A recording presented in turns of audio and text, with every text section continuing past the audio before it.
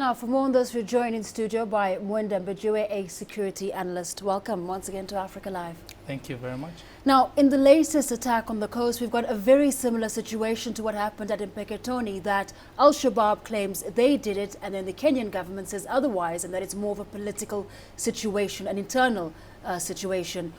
How does the Kenyan government hope to address this escalating security crisis if there's so much confusion about who's behind it? This is certainly a big security challenge for government, and I think they still stand their position that this is MRC and local political networks, like the president put it the other time.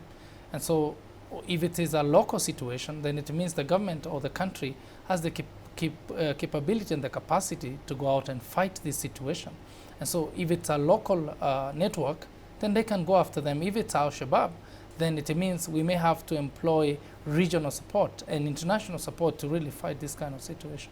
Now, after the Mpeketoni attack just about a month ago and the most recent one on Saturday evening, prior to Saturday evening's attack, there were a number of arrests as well as swoops in the area, and the government said that the areas were safe for people to stay in. But is that the reality for the residents on the coast, or specifically in areas close to Lamu? Now, what this last night's attack is showing is that the area is still volatile. The lives of the citizens of this country are still at risk. And if government says they have conducted swoops or security operations, then maybe they have not had the exact pinch that they ought to have on the criminals. And that's a kind of an audit of the government's position, and they should go out there and really do their job. If they have police, if they have intelligence out on the ground, then they should go out and look for who is doing this, because the region now is going to get polarized and people are going to live in fear, not only in Lamu County, but in all the counties that neighbor the whole region of the coast. And so this is becoming very scary for the citizens, and I hope government can really come in real quick and do something about it.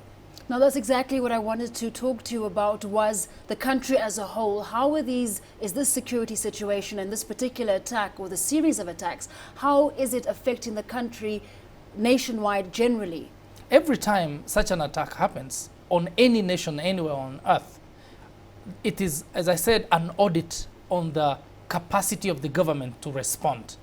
I mean, all the time they are preparing, doing exercises, training the police and the military. But when this attack happens, that's exactly when their training, when their preparation comes under scrutiny, comes under test. As we say, this is where the rubber meets the road. And so it is critical for government to rise to the occasion, go out on the ground at the time when they are needed, than to be seen, not to be acting when Kenyans expect, because this could spread elsewhere in the country. The other day, right in central Kenya, a few minutes from Nairobi, they arrested a whole group of young men that were said to have been dropped there the night before to come and cause atrocities right in the heart of the country. So this can happen anywhere. Now, news coming in is that the Deputy President of Kenya, William Ruto, has given the security forces 48 hours to take action to arrest those responsible. Now, if they don't meet that kind of commitment or obligation, what happens then? If he has done that, that's an executive order. Then it means the men and the women that lead those forces, the police, the intelligence, the military, will be under a test, an executive test. And if they don't deliver in 48 hours, then they should be, held to account and asked to answer questions. That's the answer. Thank you very much for your time. As usual, we're speaking there to Mwenda Mbijiwe, a security expert here in Kenya.